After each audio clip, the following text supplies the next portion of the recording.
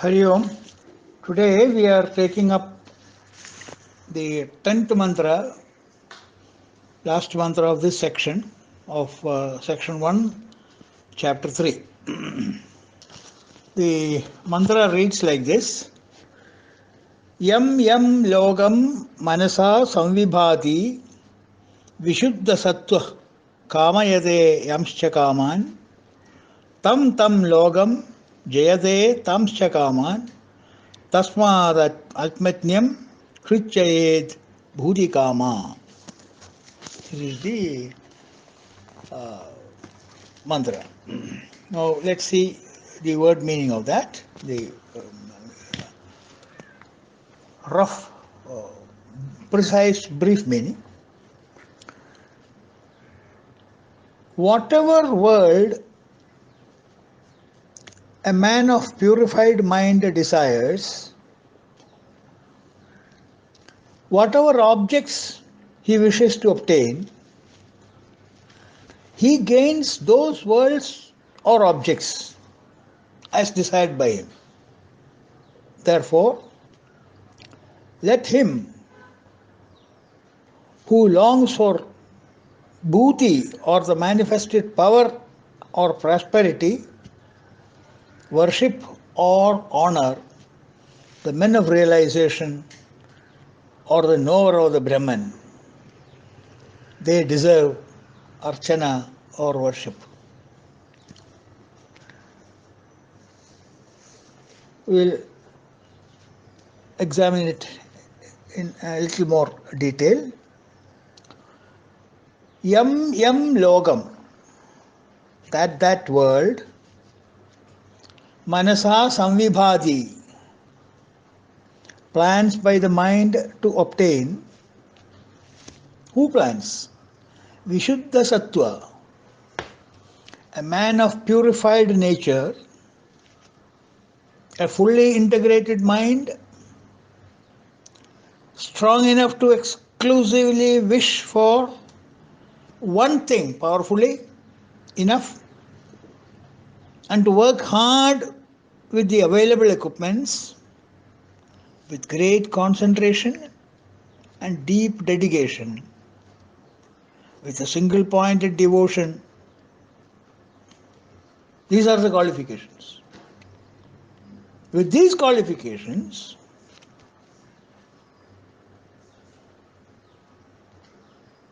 he prays for obtaining a particular world or a particular desire. Such a person, assures Shruti, will certainly be granted his ardent wish. Now here the word loka means field of experience. Loka means field of experience. Kshetra, that is field of experience, which indicates not only objects of the world but also any sphere of activity. Fine arts, science, politics, power, position,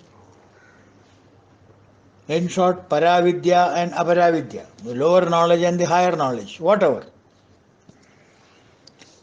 The prime requisite is, as per the Rishi, is to have a single pointed,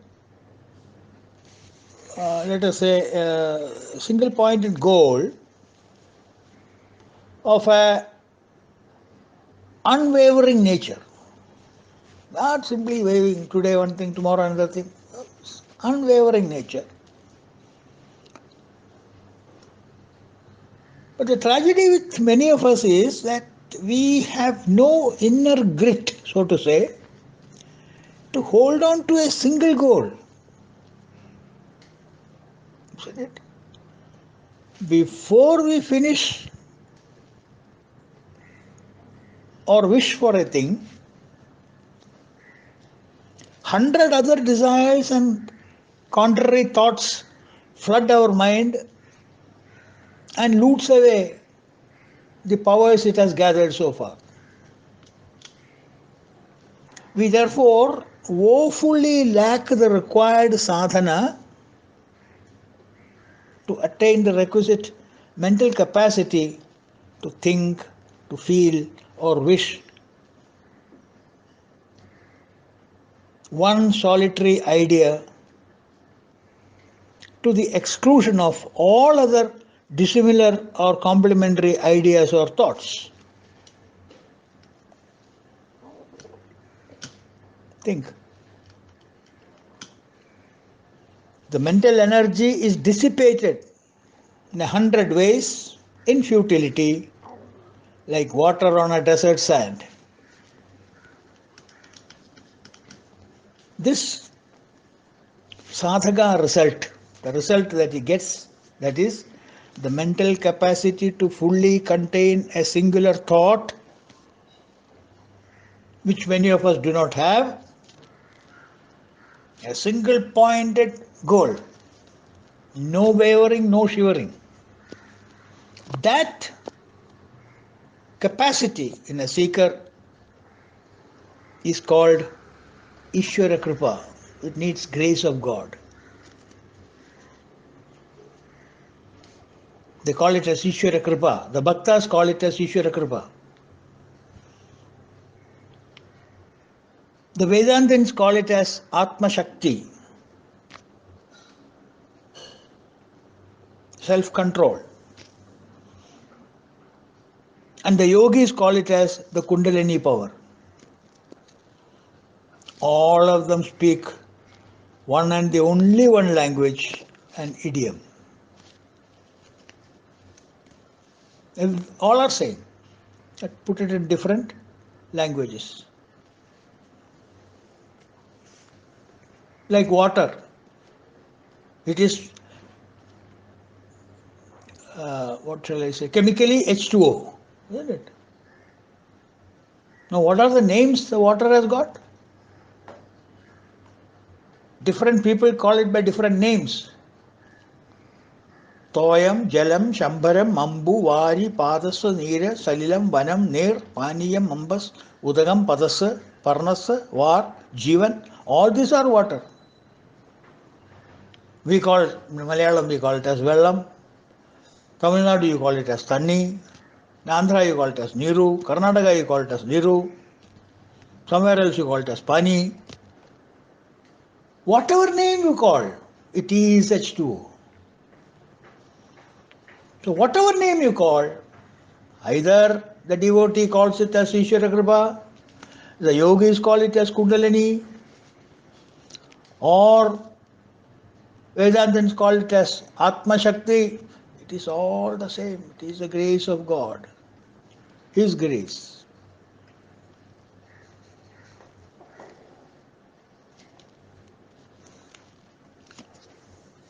All of them speak the same language.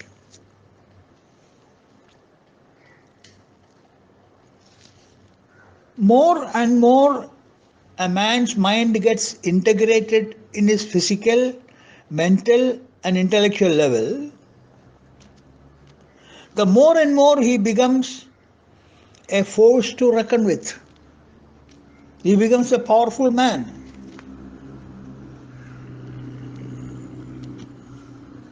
The more you are integrated, the more powerful you become, not only to yourself, even to the world outside. You see that man, ayyo, we should not go near him. Not out of fear, out of respect. And hard nut to crack. A man of determination, isn't it?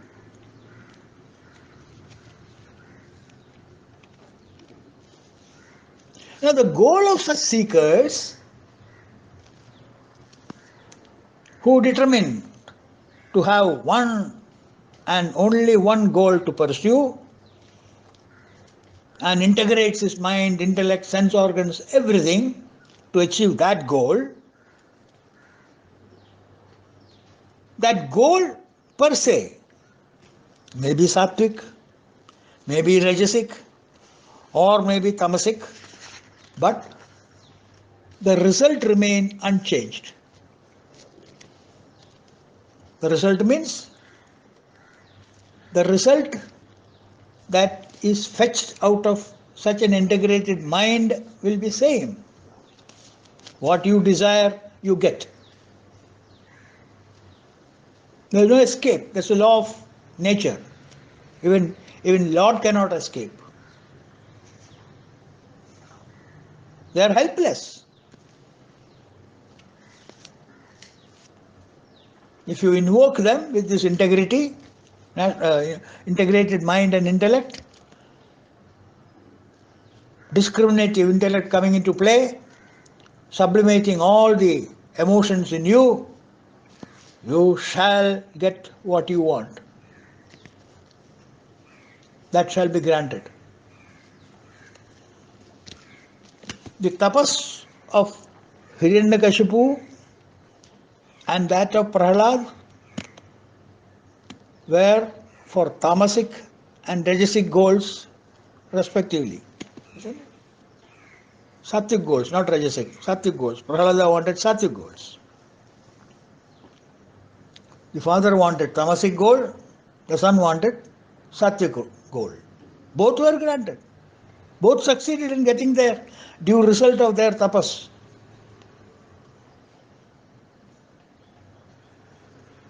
In our modern times also, we have examples of Ramakrishna Paramahamsa, Vivekananda, Ramana Maharshi, Balagangadhar Tilak, Subhash Chandra Bose, etc., etc. Down to Sachin Tendulkar and P.T. Usha. One thing common in all of them is that they have integrated their mind and intellect and senses and applied for a single pointed attention to achieve their specific goal they had in their mind, whatever it may be.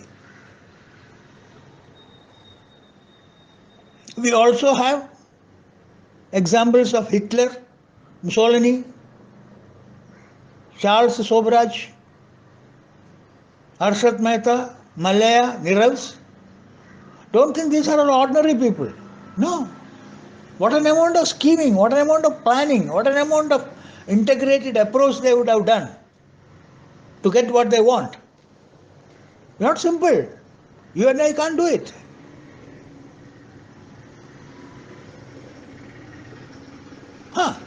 Whether everlasting or not is not the subject matter here. That is not what we are talking about.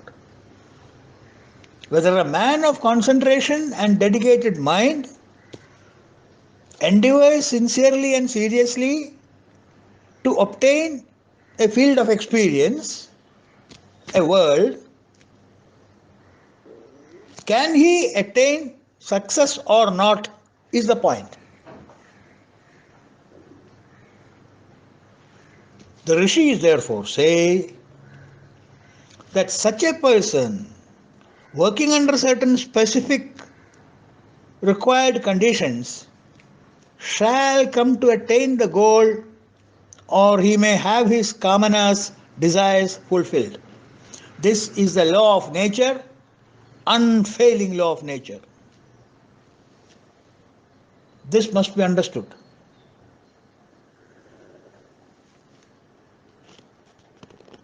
Therefore, men of spiritual knowledge who have distilled their antakarana are capable of getting their wish fulfilled. And what is their wish? Their wish is not a power to destroy the world. Their wish is not the power to annihilate their enemy. Their wish is to realize the self, to realize his own self in him. Atma Sakshatkara.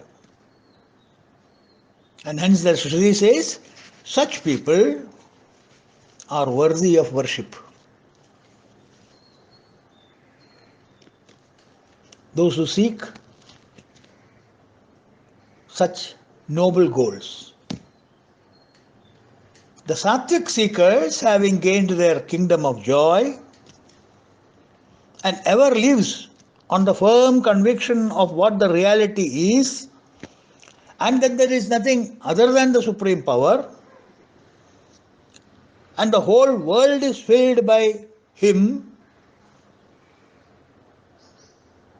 or his energy or his aura, and thereafter spends his life in the service of society, radiating his joy and contentment to all those who come near him and around him. This boon, so to say, so gained, is fully put to use for Loka Kalyana without any selfish motive, like going to heaven. That was not his intention. The Bhagavatar who sang Amrita Varshini had an intention of going to heaven by acquiring that punya. But here, that is not the case. The objective of self-realization is not to go to heaven and enjoy, but to serve the society as a representative of the Lord Almighty.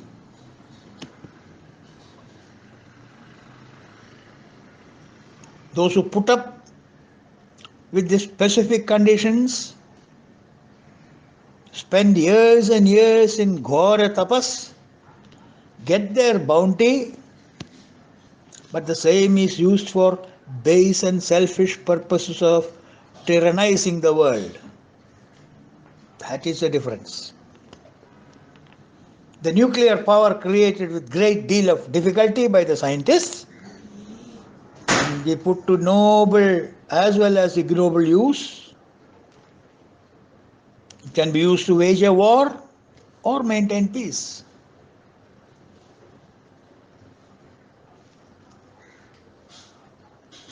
Now the question therefore can arise, why then should the Lord fulfill the wishes of a person who intends to use the achievement for destructive purposes? That's a beautiful question and deserves an appropriate answer. Carefully follow. Attachments and aversions are not the weaknesses of the Lord. Attachments and aversions are not the weaknesses of the Lord. He lends his power to anybody without partiality. In whatever form the seeker invokes him, in that form he serves him. Ye yatha mam prapadyante tam tathaiva bhajamyaham, says Bhagavad Gita.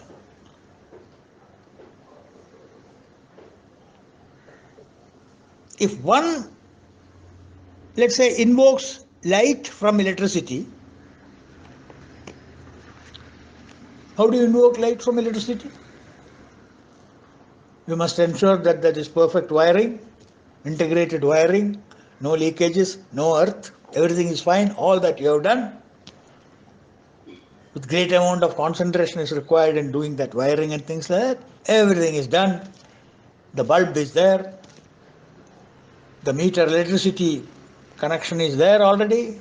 Now, from that pool of electricity, I want to transfer the electricity to the bulb so that my bulb illumines and I am seeking light in that bulb. Therefore, I invoke the light from the electricity by putting the plug pin into the plug.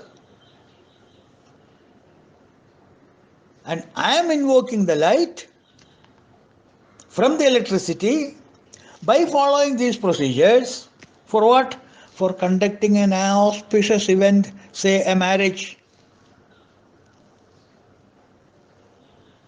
The electricity would serve the seeker. Electricity shall manifest. Isn't it? If another person seeks the electricity to illumine the tube light by following the same procedure. Perfect wiring, good earthing system, concentrated work, everything is followed. And I am also invoking the power of electricity into my tube. For what? For committing a murder. The electricity will not refuse to lend itself. It has no partiality. It has no attachments. It has no aversions. The manner in which the blessings of the Lord are put to use will be determined by the past karmas and its future fruits will be exclusively for the fellow who does the karma. One who engages that power for selfish and destructive purposes, the law of karma will take care of the consequences, and the divine providence will install a suitable system to stabilize the wrongdoings. The law of karma will take care of it. The law of nature grants the wishes, and the law of karma administers.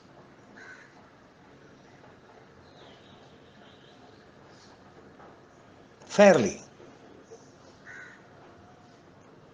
And in law of karma, please understand, there are no miracles, only consequences.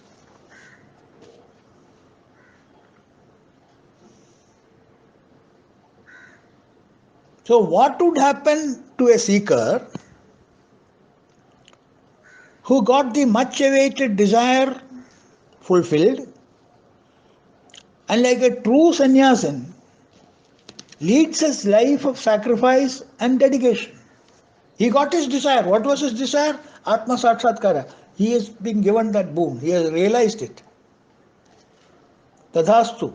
It is done. He has realized it. By his dint of hard work, concentration, dedication, determination, discrimination, all put together, he has achieved his sattvic goal of self-realization. And for some karmic reasons, some prarabdha reasons, he is still on the world in his mortal coil and is leading a life of sacrifice and dedication, spreading the message of Almighty. What awaits him in the hands of karma? What is it that the karma has to offer for such a person who has attained Brahmajnana, yet working in the world outside without ego and egocentric desires for the welfare of mankind? What karma bhala such a person of self-realization would get? And that will be answered perhaps in the next section of this chapter, that is the second section. And with this stanza, the section 1 of chapter 3 has ended. So once again, thank you for your very, very patient hearing. I fully realize that listening is far more painful than talking. I have kept always that maxim in my mind. So to the extent possible, I have tried to ease you out. But otherwise, where certain absolute concentration is required, I had always cautioned you to be careful in listening to what is discussed here. I hope this will be of some use to you. Hari Om.